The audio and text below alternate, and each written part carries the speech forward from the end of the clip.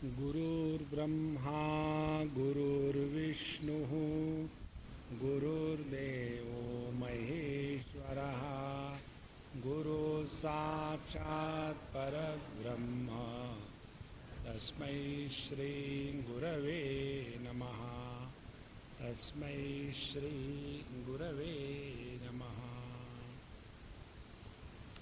भगवान शंकराचार्य महाराज ने अपने भजगोविंदम में एक श्लोक लिखा है, बालस्तावत् क्रीडासक्तः तरुणस्तावत् तरुणी रक्तः।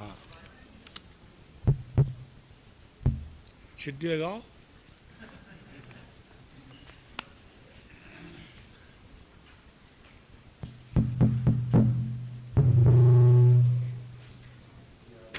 तो उन्होंने भजगोविंदम नाम के ग्रंथ में लिखा है, बालस्तावत् क्रीडासक्तः तरुणस्तावत् तरुणी रक्तः वृद्धस्तावत् चिंतासक्तः परमे ब्रह्मणि कोपि न सक्तः।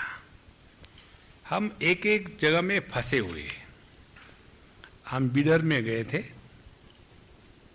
फंसे नहीं लेकिन वहां, और वहां जो उन्होंने एडवर्टाइजमेंट की स्वामी जी का सत्संग, क्योंकि क्या करना है उन्होंने पूछ पूछ के थक गए। फिर उन्होंने सोचा सत्संग लिख दे जनरल।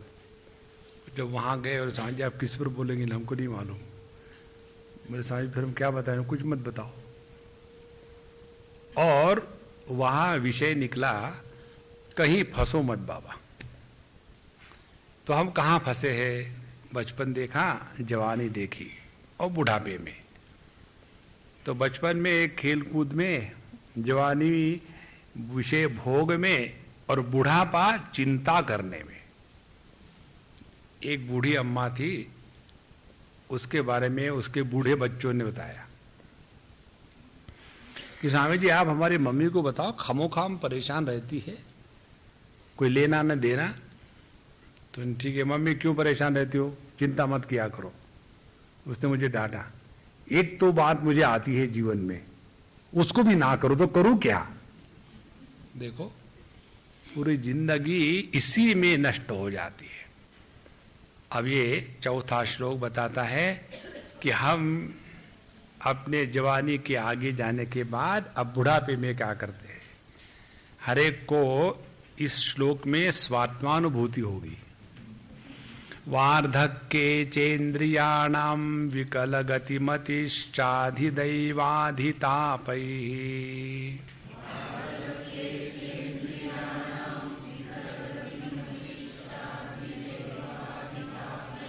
पापैरोगैर्वियोगैस्त्वनवसितवपु प्रौढिहीनं च दीनम्।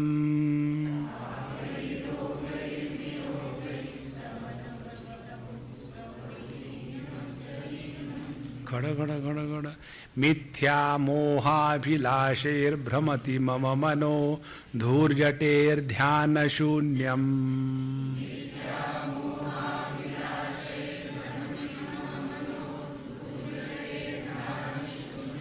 क्षन्तव्यो मे पराध शिव शिव शिव भो श्री महादेव शंभो।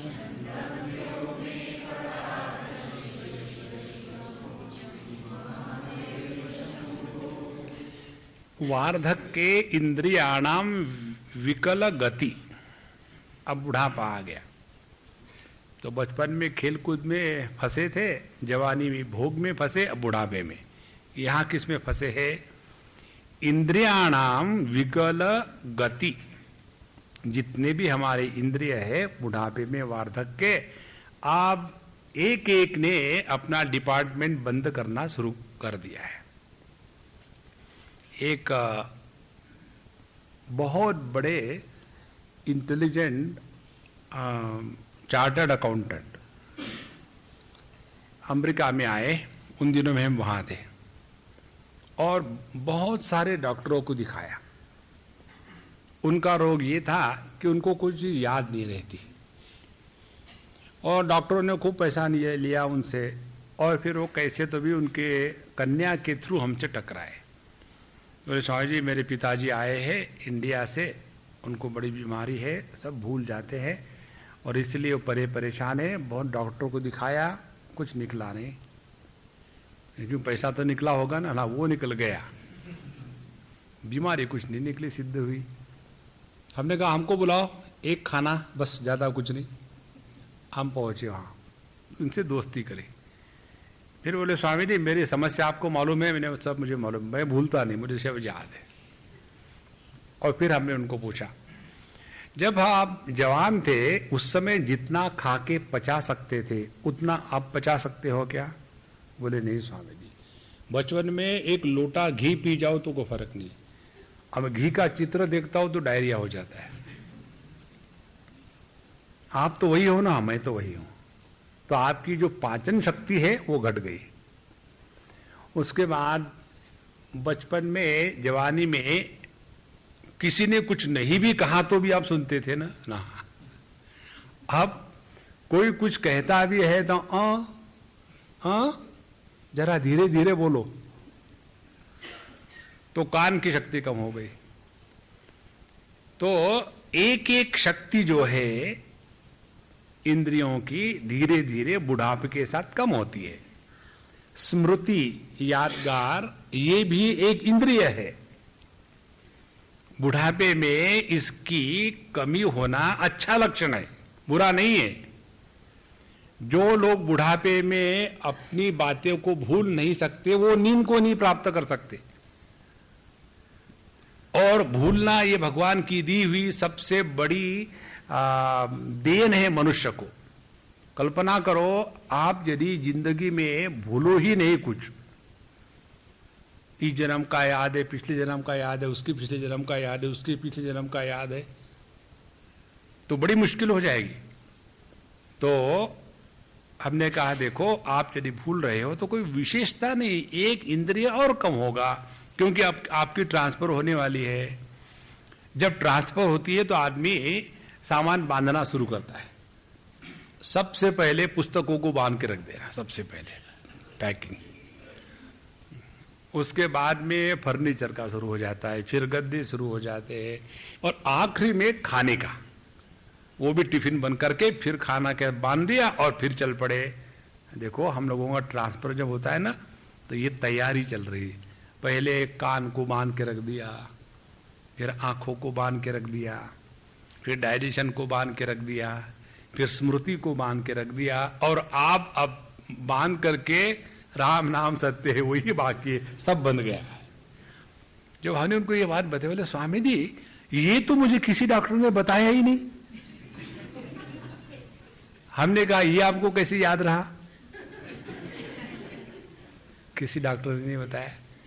देखो बुढ़ापे में इंद्रियों की शक्ति समाप्त हो जाती है, और इसीलिए आध्यात्मिक साधना करने के लिए जब हम चलते हैं ना तो ऐसे लगता है कि सब कुछ खत्म होने के बाद फिर हम बुढ़ापे में जाकर के भगवान का नाम ले। कुछ नहीं होगा बुढ़ापे में। जिसने जवानी में कुछ नहीं कर सकता बुढ़ापे में कुछ नहीं कर सकता। वार्धक्य इंद्रियाणाम विकल गति मति ही। दूसरी बात, मति, बुद्धि भी भ्रष्ट हो जाती है। आप लोगों को पता नहीं होगा, हमारे पास तो अनेक प्रकार के केसेस आते हैं। बुढ़ापे में क्या क्या विचित्र बातें होती है आप कल्पना भी नहीं कर पाओगे। और वो सब लोग आकर के जब हमको बताते अपनी अपनी समस्या, तो इतना एकदम दिल टूट जाता है। क्या ऐसा व्यक्ति कर सकता है बुढ़ापे में? बुद्धि एकदम भ्रष्ट हो जाती है। और आधिदैवाधि तापैहि, और फिर 3 प्रकार के ज्वर ताप हमको पछाड़ने लग जाते हैं। 3 प्रकार के ताप आप सबको पता है, सभी के सभी आप शास्त्र के अध्ययन चिंतन करने वाले हो। आधि दैविक, आधि भौतिक और आध्यात्मिक। आधि दैविक ताप माने आपने अपने घर के नियमों के अनुसार किसी देवी को कुछ आपने ये किया था, मंगत मानी थी कि मेरे ऐसा ऐसा होगा तो मैं अपने बहू के साथ आकर के तुम्हारे यहाँ चूड़ा चढ़ाऊंगी। लेकिन बहू मिली मड्डम। अब मड्डम मिलने के बाद वो बोले मैं वहां क्यों आऊं? और ये हो गया आदि दैविक ताप, अब परेशान हो गए। दूसरा होता है आदि भौतिक ताप, माने अपने स्थूल देह को, अपने सूक्ष्म देह को लेकर के अनेक परेशानियां। और तीसरा होता है आध्यात्मिक ताप। आध्यात्मिक ताप माने हम अपने ही कारण दुखी रहते हैं। तो ये तीन तापों के द्वारा उसी प्रकार से पापई ही। देखो, बुढ़ापे में मनुष्य के जीवन में सबसे ज्यादा दुख का क्षण कौन सा होता है? आपको पता नहीं तो पता चल जाएगा। एक बार एक जेठानी और देवरानी मुझे मिलने आए। दोनों भी सिंधी नहीं थे, हालानी थे। जेठानी देवरानी डजंट मीन सिंधी। तो जेठानी देवरानी दोनों आ गई। आने के बाद देवरानी हमेशा आती थी, जेठानी पहली बार लाई गई। तो थोड़ी देर बात करने के बाद जेठानी कहती देवरानी से, तुम चले जाओ बाहर, मुझे स्वामी से कुछ बात करनी है। मैंने लोग मारे गए। तो चली गई और मैं एक अद्वितीय जेठानी के तोफ खाने के सामने खड़ा। उन्होंने कहा, स्वामी जी, मेरे पति इतनी अमीर है, दसों जगह तो उनकी इंडस्ट्री लगी है, पूरे देश विदेश में हमेशा घूमते हैं।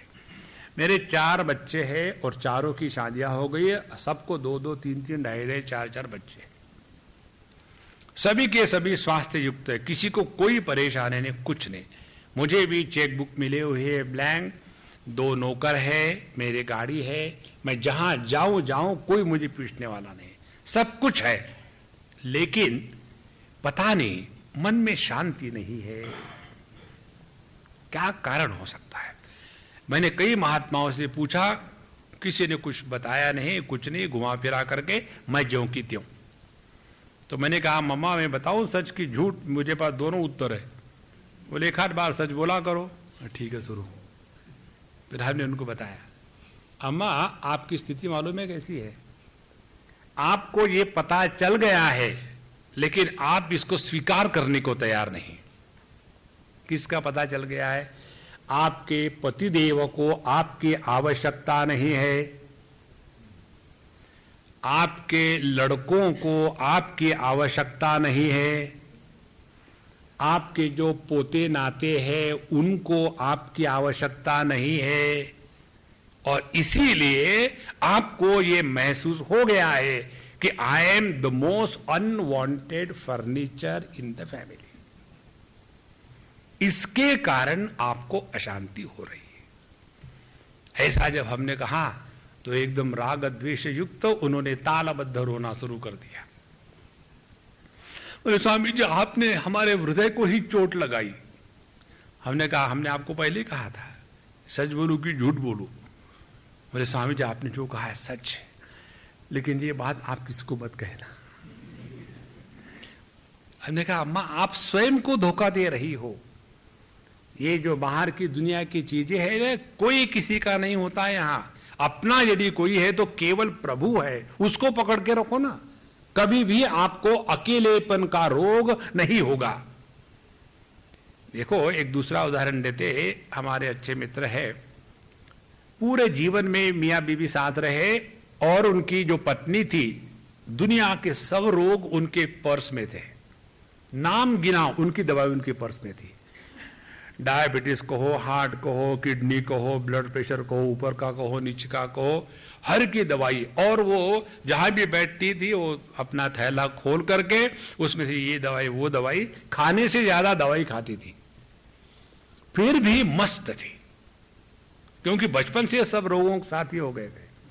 अब उनके जो पति परमेश्वर थे हमेशा उसकी मजाक उड़ाते थे।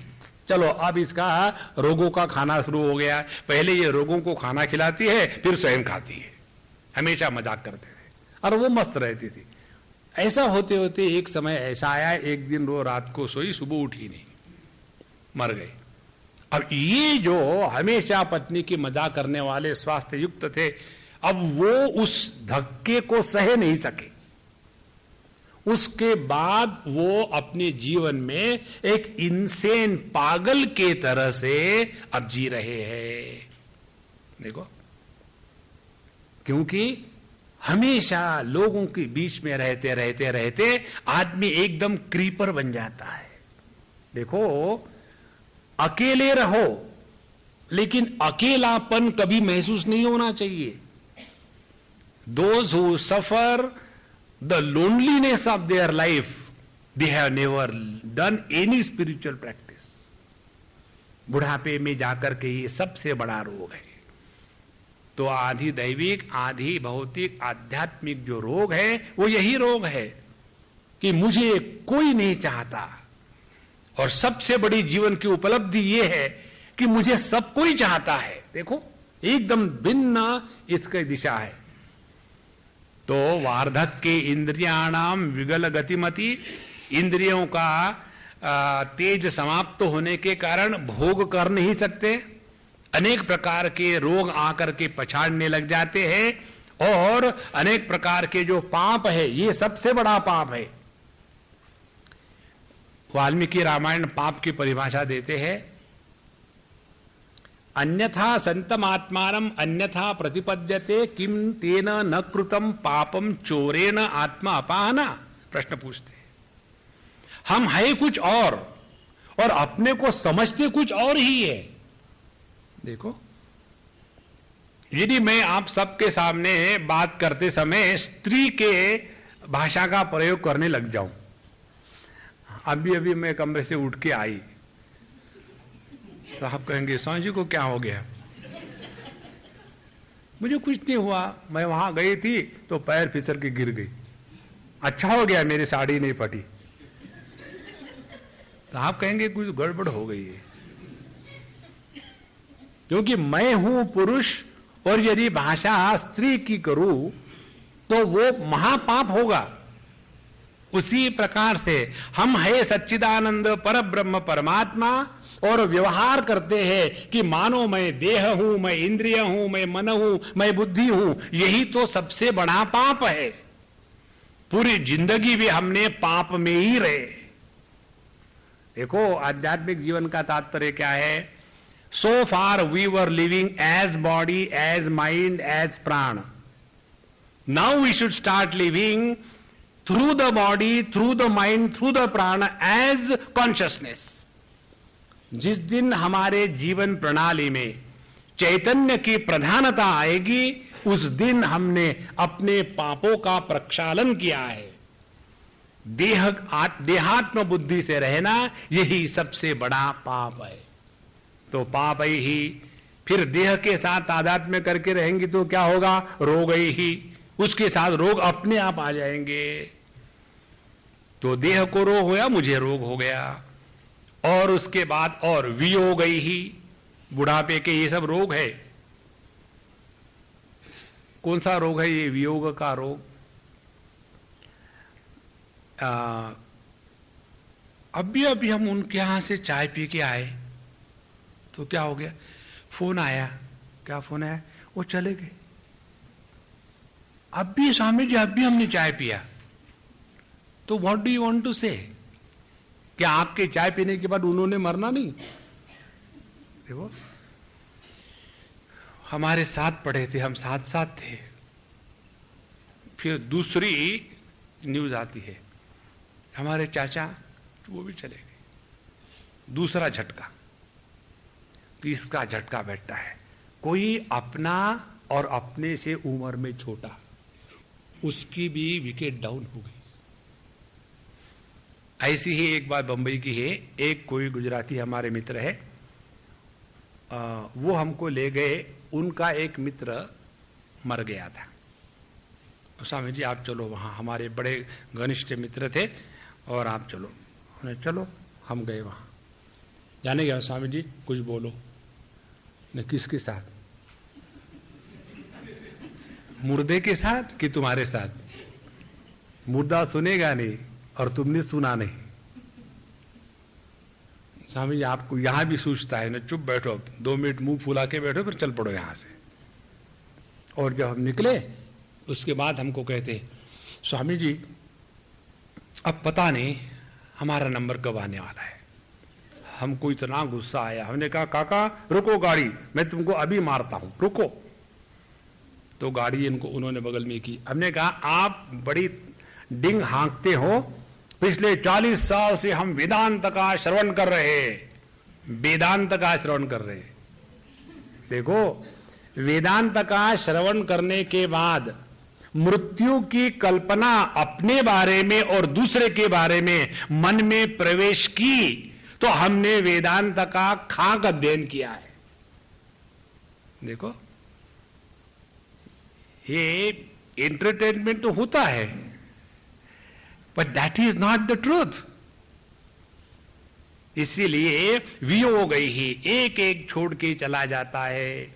भर्तृहरि जी एक बड़ा सुंदर वैराग्य शतक में श्लोक लिखते हैं कि अभी खबर आई एक अमुक आदमी मर गया जो हमसे बड़ा था, फिर खबर आई कि जो हम उम्र था वो भी चला गया, फिर खबर आई कि हमसे जो जो छोटा था वो भी मर के चला गया।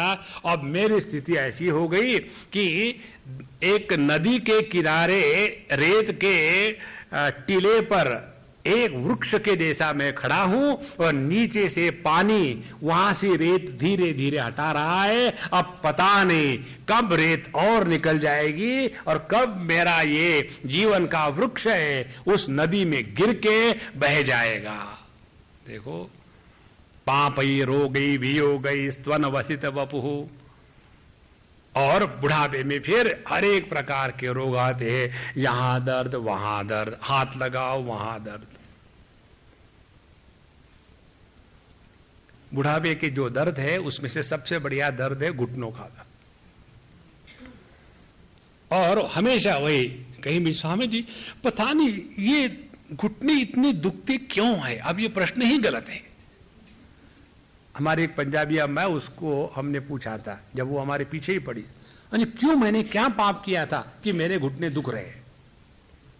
हमने उनको पूछा कि आपने ये जो प्रश्न पूछा है हम आपको प्रश्न पूछेंगे, उसका आप जवाब दो, क्योंकि हमारा सिद्धांत है हर सवाल का जवाब ही सवाल हो, एक सवाल तुम करो एक सवाल हम करें। बोले बताओ। तो हमारा सवाल ये है, आंखें किस लिए होती है? तो स्वामी जी आप क्या हमको KG1 के समझ रहे हैं? हमने कहा नहीं, KG1 के नहीं, क्विंटल 1 ही है, लेकिन बोलो तो देखने के लिए। कान किस लिए होते हैं? सुनने के लिए। हमने कहा देखो, घुटने बुढ़ापे में दुखने के लिए होते हैं। या ऐसा ही होगा, अब ये बदलेगा नहीं। तो अनवसित वपुहु प्रौढ़ीहीनम च दीनम, और जो पहले अकड़ रहती है और धीरे धीरे अब अकड़ अपने आप में ही रहती है, कोई सुनता नहीं, कोई बात को मानता नहीं। आदमी को जब किसी बड़े हुद्दे पर रहता है ना तो ऐसे लगता है कि सब लोग मुझे आदर कर रहे हैं। कोई किसी को आदर नहीं करता, वो कुर्सी का आदर होता है। और उस आदमी को लगता है कि मेरे साइंस से इतने प्रोजेक्ट पास हो गए, वहां से एक बार आपको VRS का रोग लग गया, फिर ट्राई करके देखो। जो आपके पीछे सर सर कह के खड़े होते थे वो भी आपको सरसरा के वहां से हटा देंगे, बिल्कुल पूछेंगे नहीं। प्रौढ़ीहीनम च दीनम, और फिर दीनता आ जाती है। दीनता में क्या है? हमेशा अपने जवानी की बातें करना, ये दीनता का लक्षण है। जब हम जवान थे तब ऐसा करते थे, हमारे समय में ऐसा था, हमारे समय में वैसा था। ध्यान से सुनना भैया, महत्व की बात। किसी को भी हमारे भूतकाल के बारे में कोई इंटरेस्ट नहीं होता। लोगों को अपने भविष्य के बारे में चिंता होती है। जहां हम किसी से बात करते हैं तो बूढ़े लोगों के बातों का मुख्य विषय क्या था? 1857 में तात्या टोपे के साथ मैं गिल्ली डंडा खेलता था। Who wants to know what was your past? अब जब कोई सुनता नहीं है तो आदमी को लगता है देखो मुझे कोई सुनता तक नहीं, क्या सुना है वही पुरानी बात है। इसीलिए प्रौढ़ीहीनम जदीनम। और आगे मिथ्या मोहाभिलाषै ही भ्रमति मम मनः धूर्झटेर ध्यान शून्यम। मिथ्या मोह अभिलाषा, हमको इतना जबरदस्त मोह हो गया इस जगत का। देखो, एक बार कोयम्बतूर की बात है, हमको वहां एक मेडिकल कॉलेज के वहां ले गए उद्घाटन कराने के लिए एक डिपार्टमेंट का, और डिपार्टमेंट का नाम था जेरियाट्रिक्स डिपार्टमेंट। हमको मालूम नहीं जेरियाट्रिक्स क्या चक्कर है। हम वहां गए, 3 घंटे बैठे, बड़े बड़े दिग्गज डॉक्टर आए थे, इंपोर्टेड NRI ब्रांड, और उन्होंने स्लाइड दिखा करके शुरू कर दिया, this my dog, this my wife, इसी सीक्वेंस से वो दिखाने जैसे इंपॉर्टेंस है उसके अनुसार बताते हैं। वो सब बताने के पश्चात फिर ये हमारा हॉस्पिटल है और यहां हमने ये रिसर्च किया, वो रिसर्च किया, सब बता करके फिर मुझे पता चला जेरियाट्रिक्स माने जैसे पेडियाट्रिक्स होता है वैसे जेरियाट्रिक्स होता है, बुढ़ाऊ का डिपार्टमेंट। और सब बता करके हम उनकी उम्र लंबी करेंगे, ये करेंगे, वो करेंगे, खूब शुरू कर दिया। और फिर हमको 3 घंटे परेशान करने के बाद, स्वामी जी आप उद्घाटन करो। तो हमने कहा हम उद्घाटन बाद में करेंगे, पहले कुछ बोलेंगे। फिर हाँ जी बोलिए। हमने कहा इस दुनिया के सभी समस्या का मूल कारण आप डॉक्टर लोगों को मरने नहीं देते। बुढ़ापे में, ध्यान से सुनना, बुढ़ापे में जाने के बाद ज्यादा जीना है, ये कल्पना मूलभूत गलत है। बुढ़ापे में जाने के बाद हमको अपने अगले जन्म की तैयारी करनी है, उसके तरफ ध्यान रखो। ये देह कितने सालों तक पकड़ के रखोगे? देखो,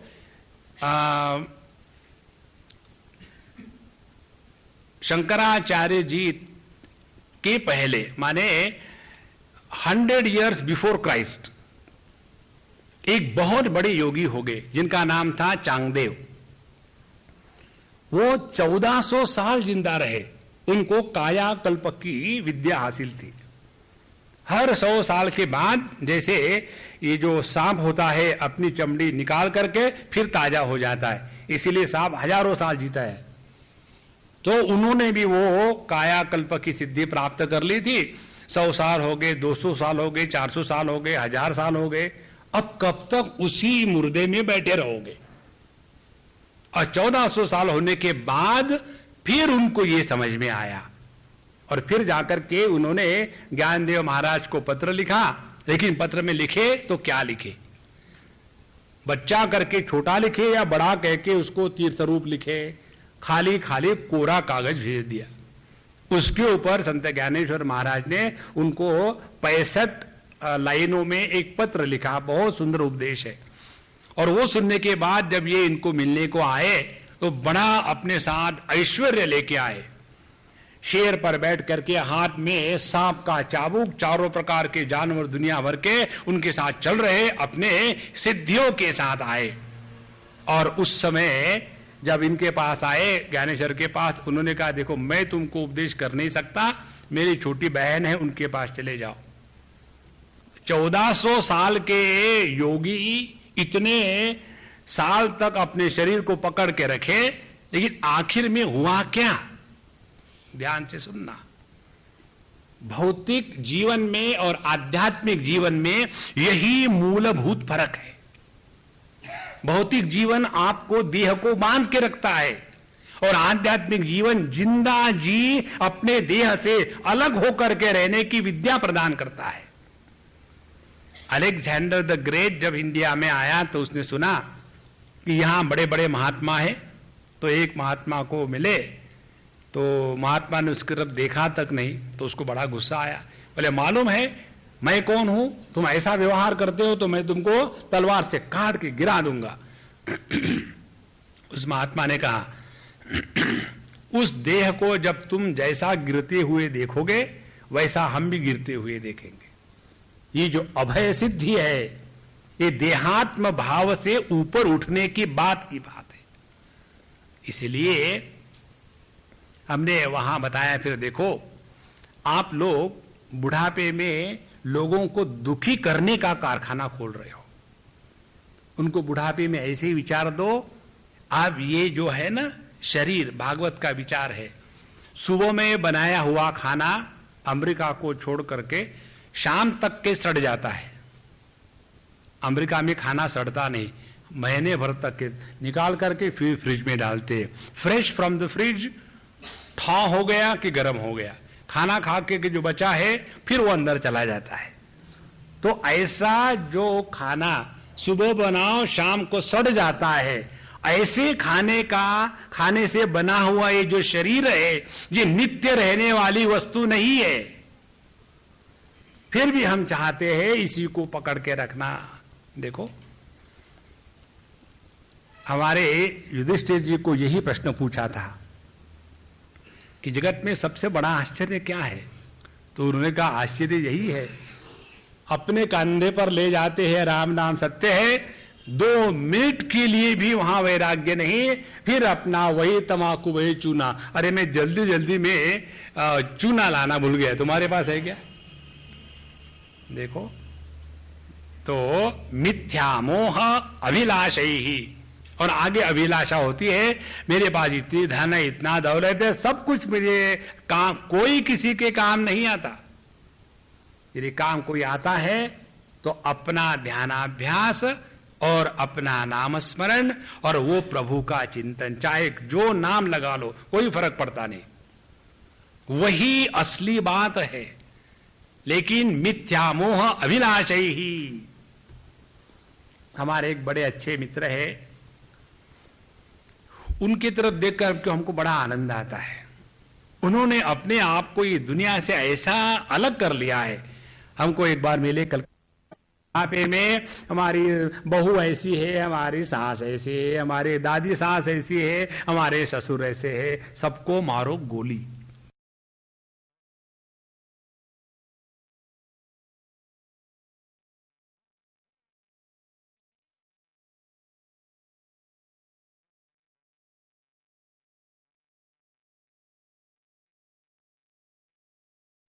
अपने गोद में लेंगे और फिर उनको खिलाएंगे पिलाएंगे, बस जीवन का सार्थक के उसी में हो गया। आज तक कितने पैदा होके ऐसे चले गए, कुछ नहीं फर्क पड़ा। देखो भैया, अपने हृदय में जब तक ये वैराग्य जागृत नहीं होगा, प्रभु के प्रति भूख नहीं लगेगी, तब तक ये ऐसा ही अपना जीवन रगड़ते रहेगा।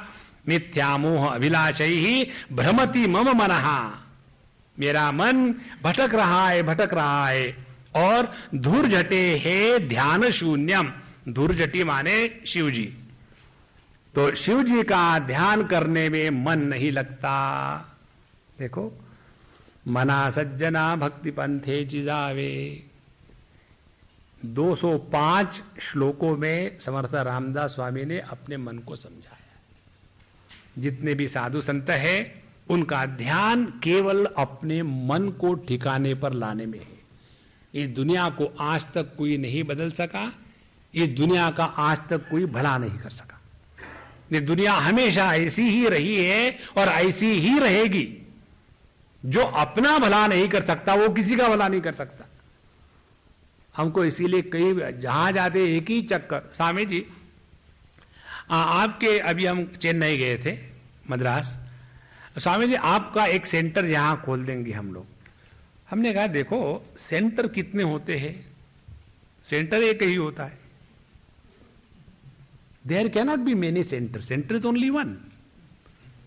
स्वामी जी आप टेक्निकली पकड़ रहे हैं। हमने कहा हम टेक्निकल आदमी है। सेंटर वहां को फिर क्या करो, फिर वहां एक कमेटी बनाओ और फिर क्या अपना सरदर बढ़ाओ। हमारा सिद्धांत हमने उनको बताया, देखो organise can be crime, organise can be politics, organise can be religion.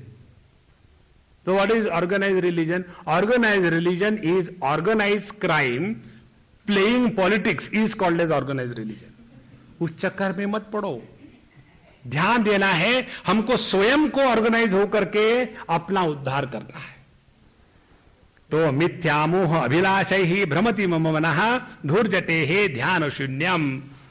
यही हमारा सबसे बड़ा अपराध है कि हमने अपने मन को दुनिया में तो भटकने दिया, प्रभु के चरणों में कभी नहीं ले गए। देखो जो चित्त की नदी है वो दोनों दिशाओं के तरफ बहने वाली है। या तो उसको जगत के विषय दो, वहां चित्त जाएगा, या तो उसको आत्मचिंतन की सामग्री दो, वहां जाएगा। वो चुप नहीं बैठ सकता। इसीलिए हे मन, अब बहुत हो गया है दुनिया में भटकना। आज तक इस दुनिया की कोई भी ईंट पत्थर की चीज टिकी नहीं है।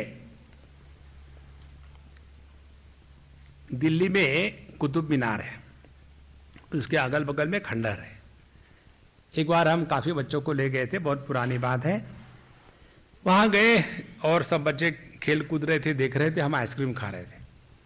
और फिर हमने कहा, बच्चा आ जाओ, यहां लाइन से खड़े हो जाओ, बताओ इसकी तरफ देख करके एक वाक्य बोलो, क्या तुम्हारे दिमाग में आता है। बच्चे स्कूल के थे, उनका जो हिस्ट्री का इंफॉर्मेशन था, अमुक अमुक ने बांधा ने बंद करो, दूसरा तीसरा चौथा हर एक ने बताया।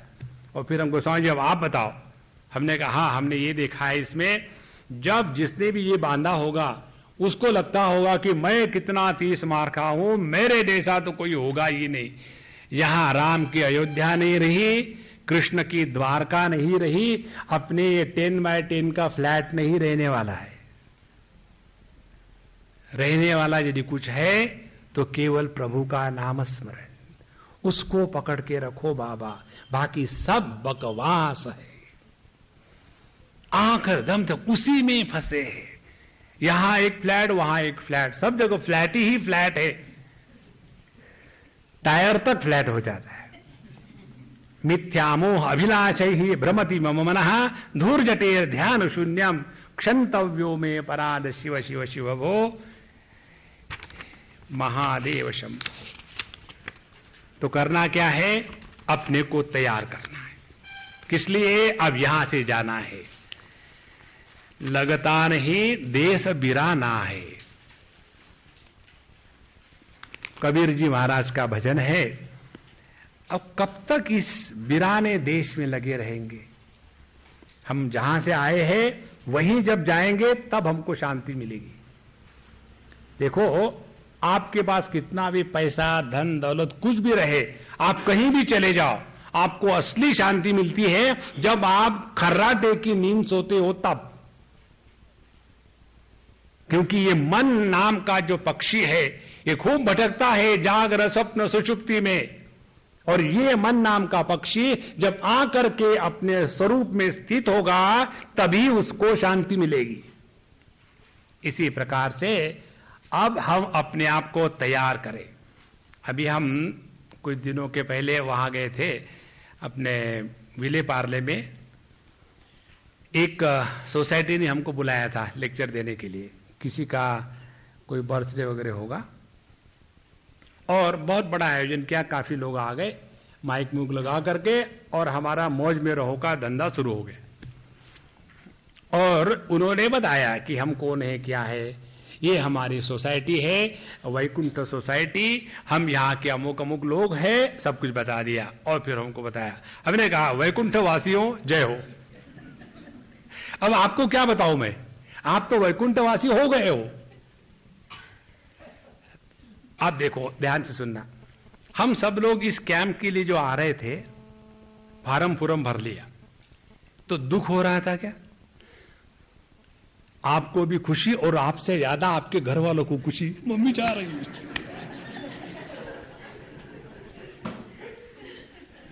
हम झूठ नहीं बोल रहे, हमको मालूम है। एक जगह दिल्ली की बात है, एक सज्जन अपनी मां को ले आए और हमारी बस निकलने वाले बद्रीनाथ के लिए। आकर के हमको, Swami ji I know it is totally wrong, लेकिन don't say no for my sake. तो ठीक है भाई, भरो उसको। उसकी मां को उसने भर दिया। और हम जब निकल रहे थे तो उसने फिर, स्वामी जी आपसे मुझे बात करने, अलग से आ जाओ। तो पहले तो मां के पैसे ये 10,000 रुपये इस ट्रिप के आप ले लो। फिर और 10,000 रुपये दिए। तो बोले स्वामी जी जब भी अगले बार जहां भी जाओ इसका अभी से बुक करके रख दो।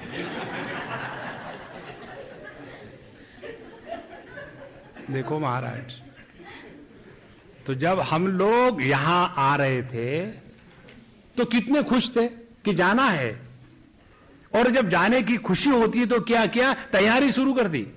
तैयारी क्या करना है? शशि को फोन करना, प्रमोद को, मोटक को फोन करना, सर खाना कैसे जाना, क्या जाना, कितने बस आएगी, कितने लोग होंगे, मुझे खिड़की की जगह मिलेगी कि बीच में की जगह मिलेगी, can there be a booking aisle seat और द विंडो सीट, उसके अंदर में वो रोड सुंदरिया होगी कि हवाई सुंदरिया होगी, दुनिया भर के प्रश्न प्रश्न प्रश्न। और क्योंकि अब हमको जाना है, जाने की तैयारी है, उत्सुकता है, वैसी ही तैयारी उत्सुकता अब इस सांस से कचरे से हट करके अपने प्रभु के पास जाने की जब होती है, तब आदमी मरने के लायक होता है। देखो महाराज, फिर ऐसे व्यक्ति के जीवन में मस्ती बनी रहती है। ऐसे नहीं अब मुझे मर के जाना ही है, जाना ही है तो हंस के जाओ, रो के मत जाना। तो ये तैयारी हो गई। अब अगले श्लोक में बताते हैं कि हमने और कौन से गलतियां करी, उन गलतियों को हमको सुधारना है पश्चाताप के द्वारा, और फिर वो गलतियां नहीं रिपीट करनी इसके द्वारा। नो शक्यम स्मार्त कर्म प्रतिपद गहन प्रत्यवायाकुलाख्यम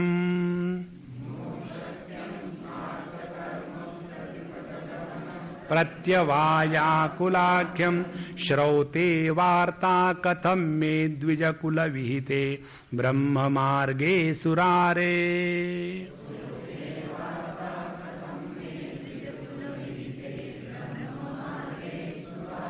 नास्ता धर्मे विचार श्रवण मननयोः किम निदिध्यासितव्यम्।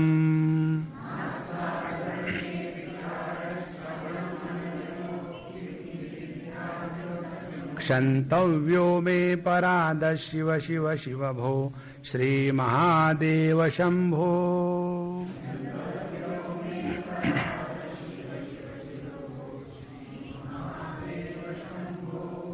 नो शक्यम स्मार्त कर्म, एक होता है स्मार्त, वो ट नहीं है, स्मार्ट कर्म नहीं है, और दूसरा होता है श्रौत कर्म। स्मार्त कर्म का तात्पर्य है पुराणों के अनुसार अपनी जो विधि निषेध है उसके अनुसार अपने जीवन को चलाना। तो नो शक्यम, देखो संस्कृत में भी अंग्रेजी है, नो शक्यम स्मार्त कर्मम, ये स्मार्त कर्म हमको शक्य नहीं है। कारण क्या? प्रतिपद गहन प्रत्यवाया कुलाख्यम, वहां प्रन्य है, वो प्रत्यय होना चाहिए, प्रत्यवाया कुलाख्यम। देखो ये जो होता है ना, संध्या वंदनम करना चाहिए, नहीं करेंगे तो क्या होगा? तो आपको नहीं करने का पाप मिलेगा। एक बार एक बच्चा स्कूल में गया और उसने प्रश्न पूछा, miss I got a doubt. बोले क्या डाउट है? Suppose I have not stolen somebody's money, यदि मैंने किसी का पैसा नहीं चुराया तो मैं पनिशमेंट के पात्र हूं क्या? बोले नहीं। यदि मैंने किसी को मारा नहीं तो मुझे पनिशमेंट मिलनी चाहिए क्या? बोले नहीं। पक्की बात नहीं। ठीक है, मैंने होमवर्क नहीं किया।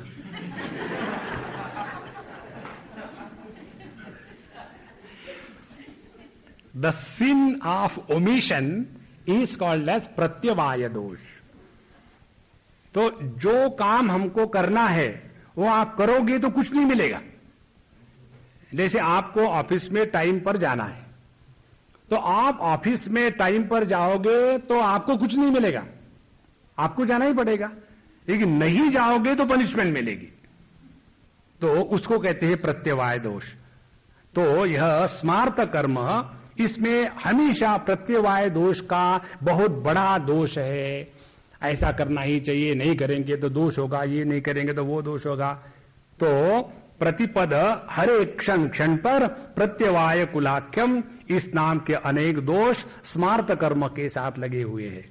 दूसरा होता है श्रौत कर्म। श्रौत कर्म कौन सा है? श्रौते ब्रह्म मार्गे सुरारे। हे भगवान, श्रौत कर्म है ब्रह्म मार्ग का, जिसमें हमको केवल पूजा पोथी ही नहीं करनी, बायां हाथ मत लगाओ, दाहिना हाथ मत लगाओ, खाना खाते समय बायां हाथ को पीछे पकड़ के रखो, दाहिने हाथ से ही सब कुछ लेना है। और ये सभी के जितने नियम होते हैं ना, आप उत्तर भारत में चले जाओ, पंजाबी, सिंधी, सबका सत्यानाश। एक बार की बात है, एक हमारे बहुत बड़े प्यारे सिंधी मित्र है, अमेरिका की बात, और एक साउथ इंडियन फैमिलीज में हम रहते थे, वहां हमको मिलने के लिए आए। और वो साउथ इंडियन फैमिली है अयंगार की। Iyengar sir ऑफली terrible Orthodox. उनके घर में आप गुल्ला करके थूक भी नहीं सकते, इतने उनके नियम होते हैं। और हम खाने के लिए बैठे, और हमारे सिंधी महात्मा जी, आप किसी को छू नहीं सकते, आपको जो दिया उतना ही खा लो अपने थाली में से। अब ये सिंधी महात्मा बाया दाहिना हाथ धूम धड़ाका हो रहा है, और मेरे थाली में चावल दाल कुछ कम थी, तो वही झूठा हाथ से चम्मच लेकर के स्वामी जी मैं आपको दे दूं, और वो भी जैसे पितृ तर्पण करते थे उल्टा।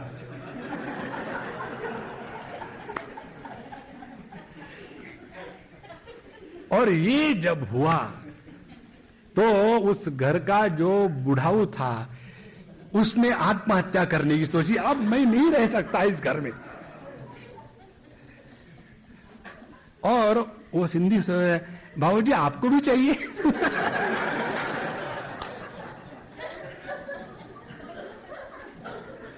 ये जो स्मार्त कर्म होते हैं ना, इसमें ये फालतू चीजों के बड़े नियम होते हैं। और सिंधी पंजाबी की स्टाइल क्या है, उनको सब में सार्वत्म्य भाव होने के कारण झूठ बीठ का कोई मतलब नहीं। अपने मुंह में हाथ को डाला है, मुंह लगा है, हाथ झूठा है, गिल्ला है, गंदा है, कोई भी उसी से लेंगे डालेंगे, फिर उसको छोड़ देंगे, उनका झूठन दूसरे के पास चला जाता है। इस प्रकार से सार्वत्म्य भाव की प्राप्ति हो गई। तो स्मार्त कर्म में ये बड़े दोष आ जाते हैं। अश्रौत कर्म क्या है? श्रौत कर्म में हमको शास्त्रों का अध्ययन करना है, गीता जी का अध्ययन करना है, भगवान का नाम लेना है, भगवत पाठ करने हैं, और वेदांत का अध्ययन करना है। ये आता है श्रौत कर्म में। श्रुति के अनुसार श्रौत और स्मृति के अनुसार स्मार्त, ये दो शब्द बने हैं। तो श्रौते ब्रह्म मार्गे कथम में वार्ता द्विजकुल विहिते। जो लोग श्रौत मार्ग के अधिकारी नहीं होते उनके लिए स्मार्त मार्ग कहा गया है। इसलिए ये जो अपना महामंत्र है ना, हरे राम राम राम हरे हरे, हरे कृष्ण कृष्ण कृष्ण हरे हरे, इसको बदल दिया है ये भक्ति वाले लोगों ने।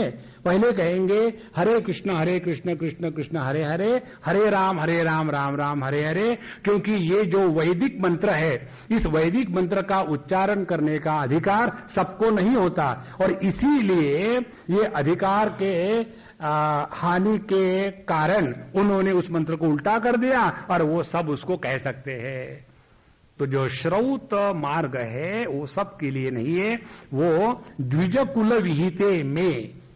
मैं द्विजकुल में पैदा नहीं हूं। द्विजकुल का तात्पर्य क्या है? ब्राह्मण, क्षत्रिय, वैश्य, इन तीनों को द्विज कहते हैं।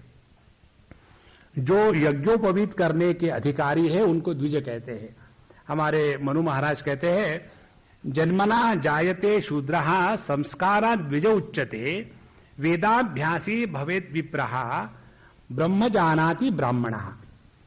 तो सभी के सभी पैदाइशी जो है वो सभी के सभी शूद्र होते हैं। शूद्र का तात्पर्य क्या है? हर चीज के लिए रोना और हमारे लिए रिजर्वेशन ले आओ, उसको कहते शूद्र। तो उसके बाद पहले उनके संस्कार किए जाते हैं, यज्ञोपवीत संस्कार। तो जिसके यज्ञोपवीत संस्कार है वो हो गया द्विज, माने बॉर्न ट्वाइस, दूसरे बार जन्म हुआ। पहले बार जन्म मां की कोख से हुआ, अब ये आचार्य के मुख से गायत्री का उसको उपदेश मिला, दूसरा जन्म हुआ। और फिर यदि उसने वेदों का, शास्त्रों का अध्ययन किया तब उसको विप्र कहेंगे। और ये अध्ययन करने के बाद इस अध्ययन का अर्थ केवल पैसे कमाना नहीं बल्कि स्वरूप को जानना है, इसमें यदि वो चिंतन में लग गया उसी को कहेंगे ब्राह्मण। तो ऐसे ब्राह्मण, क्षत्रिय, वैश्य, शूद्र, इसके परिभाषा शास्त्रों ने दी है। तो मैं जो द्विज कुल रहित हूं, द्विज कुल विहिते में श्रोते वार्ता कथम। तो मुझे तो उसमें कोई अधिकार ही नहीं है। हे सुरारे, हे सभी सुरों के माने सभी असुरों के जो दुश्मन हो, ऐसे हे भगवान बताइए। आगे कहते हैं नास्ता धर्मे न आस्था विचारहा श्रवण मननयो हो किम निदिध्यासितव्यम। मेरी धर्म में भी आस्था नहीं है। जो चीज नहीं करनी चाहिए वो मैं क्यों नहीं करूं, हमेशा दिमाग में यही विचार आता है कि ऐसा हम क्यों नहीं करें। एक बार किसी कॉलेज में हम गए थे, लेडीज का कॉलेज, लेक्चर देने के लिए, और वहां कोई लिब वाली थी, वुमेन्स लिब फ्रंट वाली एक अम्मा, उसने पूछा, Swami ji I want to ask you a blunt question. I said ask. उसने कहा गायत्री मंत्र स्त्रियों को क्यों नहीं बोला जाता, आप लोग उसको क्यों मना करते? हमने कहा मैंने नहीं मना किया, लेकिन उसका कारण मैं बताता हूं। क्या कारण है? हमने कहा जो आपको करना अलाउड है वो आप करते हो क्या? वो नहीं करेंगे। अब शास्त्र चाहते हैं कि आपने गायत्री का जप करना चाहिए, तो क्या कहेंगे शास्त्र? स्त्रियों गायत्री का जप नहीं करना चाहिए। क्यों नहीं करना चाहिए? करेंगे हम।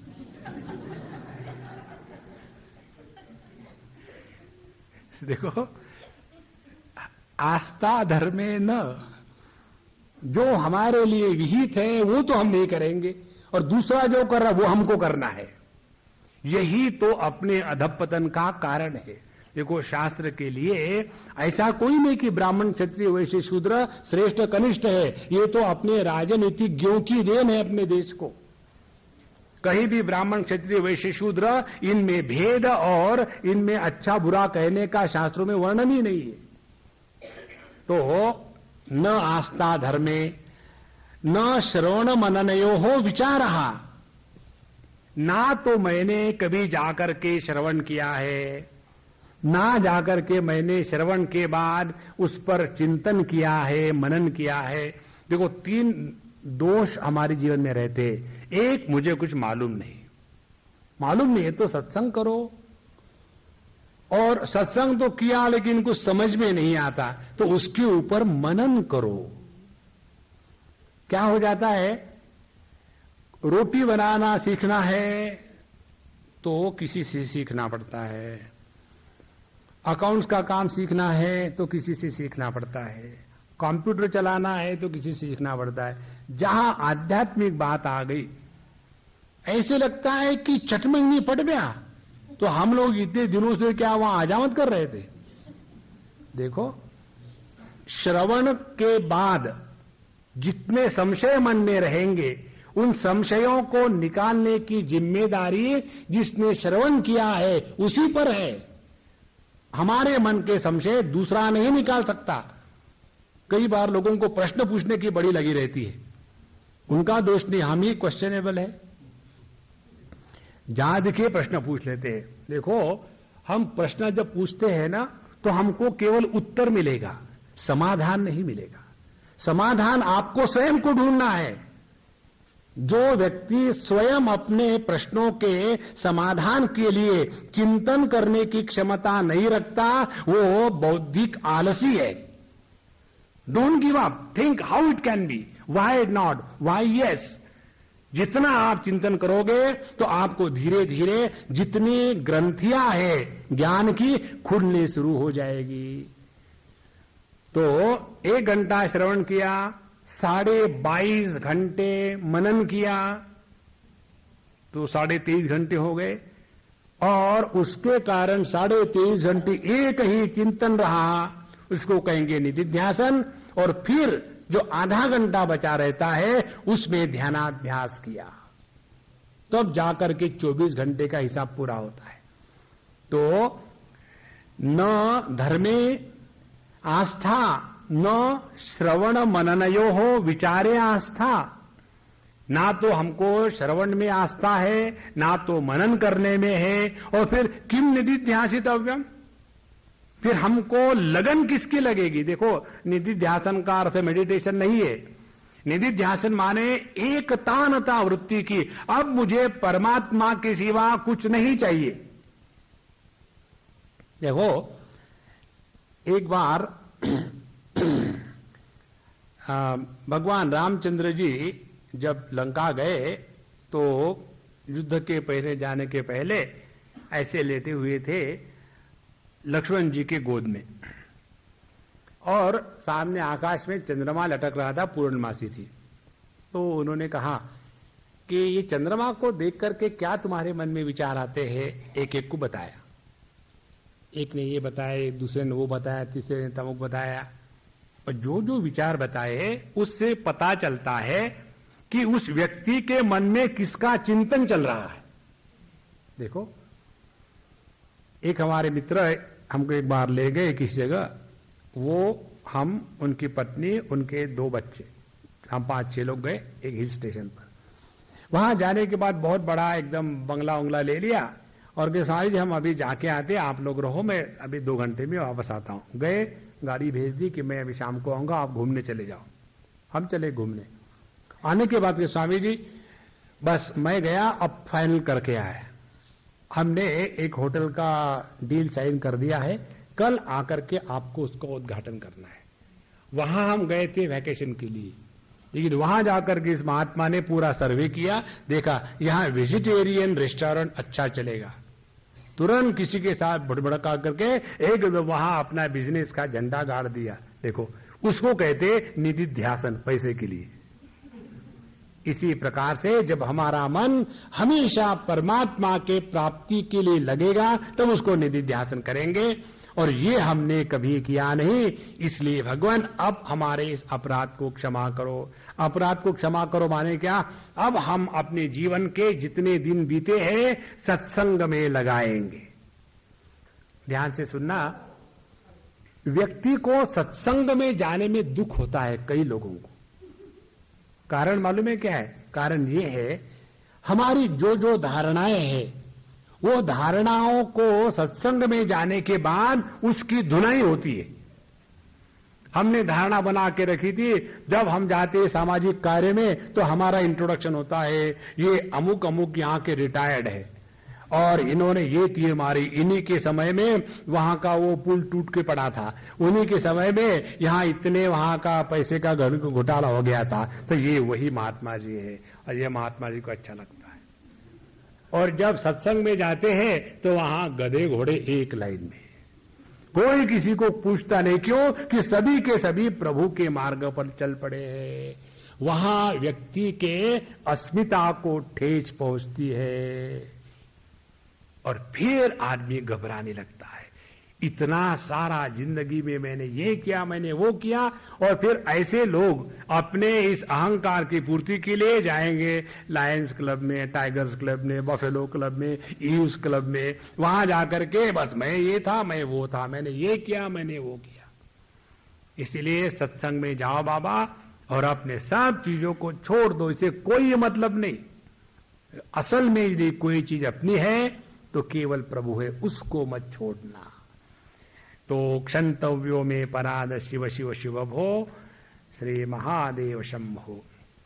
अब इसके बाद हमको अपने जीवन में उपासना करनी बड़ी आवश्यक है। जिस व्यक्ति ने उपासना रहित वेदांत का श्रवण किया है वो केवल पैरट बनता है, तोतापुरी महाराज बोलता रहेगा, अनुभूति का कहीं नामो निशान नहीं। ऐसे व्यक्तियों के लिए अब 6वें श्लोक में बताते हैं, उसको हम कल देखेंगे। ओम पूर्णमदः पूर्णमिदं पूर्णात् पूर्णमुदच्यते पूर्णस्य पूर्णमादाय पूर्णमेवावशिष्यते। ओम शांति शांति शांति। हरि ओम। श्री गुरुभ्यो नमः। हरि ओम।